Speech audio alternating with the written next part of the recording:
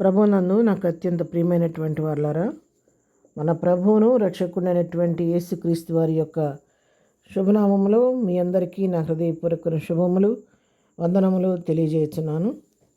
ఉదయకాల సమయంలో దేవుని వాక్యాన్ని ధ్యానం చేసుకుందాము. ఈరోజు వాక్య ధ్యానం కొరకు మనం తీసుకున్నటువంటి లేఖన భాగం మార్కు సువార్త 5వ అధ్యాయం 36వ వచనం చదువుకుందాం. యేసు వారు చెప్పిన మాట లక్ష్య పెట్టక భయపడకము, నమ్మిక మాత్రం ఉంచమని సమాజ మందిరపు అధికారితో చెప్పాను. దేవుని నామమునకు మహిమ కలుగును గాక. ఇది ప్రభు అయినటువంటి యేసుక్రీస్తు వారు స్వయంగా పలికినటువంటి మాట. ఎవరితో ఈ మాట చెప్తున్నాడు ప్రభు అంటే సమాజ మందిరపు అధికారితో ఈ మాట సెలవిస్తున్నాడు. దేవుడు ఆయా ప్రాంతాలు సంచరిస్తూ అనేకులను బాగు చేస్తూ, రోగుల్ని స్వస్థపరుస్తూ, అద్భుతాలు ఆశ్చర్యకార్యాలు చేస్తూ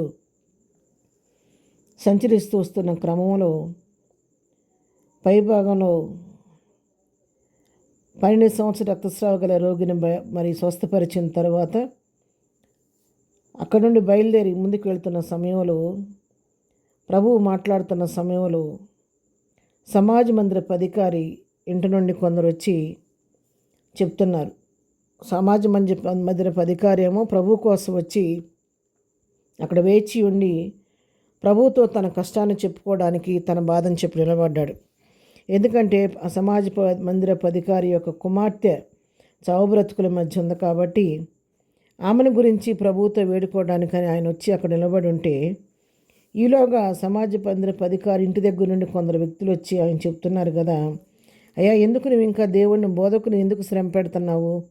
నీ కుమార్తె చనిపోయింది, ఆల్రెడీ ఆమె చనిపోయింది, నువ్వెందుకు ఇంకా బోధకుడిని శ్రమ పెడుతున్నావు అని చెప్పని మాట్లాడుతుంటే, వాళ్ళు చెప్పే మాటల మీద దేవుడు లక్ష్యం ఉంచకుండా, ఆ మాటలు పట్టించుకోకుండా ఆ అధికారితో అంటున్నాడు, నువ్వంటే అక్కడ సంభాషణ జరిగింది, నువ్వు వారి మాటలు ఏం పట్టించుకోవద్దయ్యా, నువ్వు భయపడొద్దు, నువ్వు భయపడకు, నమ్మిక మాత్రం ఉంచు అని చెప్పని ఆయనతో మాట్లాడి తన ధైర్యపరచడం మాత్రమే కాదు, తనతో పాటు పేతురు, యాకోబును, మరి యాకోబు సహోదరుడు యోహాను వారిని వెంటబెట్టుకొని సమాజ మందిరపు అధికారి ఇంటికి వెళ్ళాడు.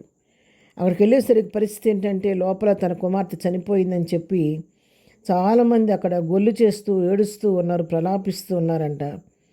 మరి అక్కడ కనీసం లోపలికి వెళ్ళడానికి కూడా అవకాశం పరిస్థితిలో ఉంటే వాళ్ళని మరి కొంచెం తప్పుకొని దేవుడు లోపలికి వెళ్ళి అంటున్నాడు కదా, ఈ చిన్నది నిద్రించున్నదే కానీ చనిపోలేదని వారితో చెప్పాడు. చెప్తే వాళ్ళందరూ పక్క నవ్వారంట, అపహాస్యం చేశారంట. ఒక పక్క బిడ్డ చనిపోయి మేము అందరం దుఃఖంలో ఉంటే మరి ఈయనేంటి ఇట్ట మాట్లాడతాడు, చనిపోదంటాడని చెప్పని పరిహాసంగా మాట్లాడుతుంటే ప్రభు ఏం చేశాడంటే తన తల్లిదండ్రులను మాత్రం వెంటబెట్టుకొని ఉన్నవారిని అందరిని ప్రక్కకు పంపించేసి ఆ చిన్నదాన్ని గదిలో పరుండబెట్టి, ఏ గదిలో అయితే పడుకుందో ఆ గదిలోకి వెళ్ళి ఆమె చేయి పట్టుకొని తలి తాకుమి అని చెప్పాడంట. ఎప్పుడైతే ప్రభువు నోటి నుండి ఆ మాట వచ్చిందో వెంటనే ఆ చిన్నది లేచి కూర్చుంది. ఆమె తలి తాకుమి అర్థం ఏంటంటే చిన్నదానా లెమ్మని అర్థం అంట. ఎమ్మటే ఎప్పుడైతే ఆ మాట ప్రభు పలికాడో ఆ చిన్నది లేచి వెంటనే నడవసాగిందంట. ఆమె 12 సంవత్సరాల వయసుకు వెళ్ళినటువంటి ఒక చిన్న బిడ్డ.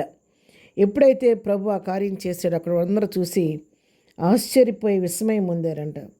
ఈ వాక్యాన్ని బట్టి మనం తెలుసుకో సత్యం ఏంటంటే, మనుషులకు ఏది అసాధ్యమో ఆ దేవునికి సాధ్యము. వాళ్ళు అంటున్నారు, నీకు అనవసరం మొదకు నువ్వు శ్రమ పెట్టొద్దు, ఇప్పుడు ఆల్రెడీ చనిపోయిందంటే ప్రభు అంటున్నాడు, నో వాళ్ళ మాటలో లక్ష్య పెట్టొద్దు, నమ్మిక మాత్రం ఉంచు అని చెప్పి భయపడొద్దు అని చెప్పి ఆయనతో కూడా వెళ్ళి తన కుమార్తెను బ్రతికించి ఆయన చేతికి అప్పగించి తన నామాన్ని మహిమ తెచ్చుకున్నాడు. ఉదయకాలం వాక్యుటువంటి ప్రియులరా, నాతో నీతో ప్రభు మాట్లాడుతున్నాడు. నువ్వు ఆయన నిరాశ నిస్పృహలో ప్రభు దగ్గరికి వెళ్ళాడు. ఆయనకి చెప్తున్నాడు, భయపడొద్దు, నమ్మిక మాత్రం ఉంచు. ఉదయకాలం ప్రభు నీతో నాతో కూడా చెప్తున్నాడు, నువ్వే పరిస్థితిలో ఉన్నావో నాకు తెలియదు, కానీ నువ్వున్న పరిస్థితిని బట్టి నువ్వు భయపడొద్దు, నమ్మిక మాత్రం ఉంచితే నీ పట్ల దేవుడు గొప్ప కార్యం చేసి అద్భుతం చేసి అందరి ముందు తల పైకెత్తాడు, నీ నోట నవ్వు కలుగు చేస్తాడు. అలాంటి అద్భుతాలు చేసే దేవునికి హస్తానికి మనల్ని అప్పగించుకుందాం. విశ్వాసంతో ప్రభు వైపు చూసి ప్రభు కృపను పొందుకుందాం. ప్రార్థన. ప్రేమగలిగిన తండ్రి, పరిశుద్ధుడా నీ కొందనాలు. ఈ పునరుద్ధానపు దీవెనలతో మమ్మల్ని నింపండి ప్రభువా. ఈ దినమంతా నీ కృపా క్షేమాలు మాకు తోడుగుంచండి. నీ సన్నిధికి వెళ్ళి ఆనందించే భాగ్యం దయచే. నీ సన్నిధిలోని మేళతో తృప్తిపరచండి.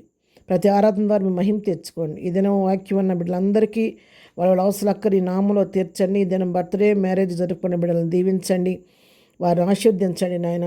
బలహీనంగా ఉన్న స్వస్థపరచండి. వ్యాధిగ్రస్తులుగా మరణపడకున్న వారిని నీ చిత్తమైతే ముట్టి బ్రతికించి లేవనెత్తండి. ఆ కుటుంబాలను ఆదరించండి, ఓదార్చండి నాయన. ఈ దినదీవులతో ప్రతి వారిని నింపి నడిపించమని యేసునామములో ప్రార్థించడి పొందుకొని ఉన్నాము తండ్రి. ఆమెన్. ప్రభు కృప సదాకాలము మనందరికీ తోడై ఉండి నడిపించును గాక. ఆమెన్.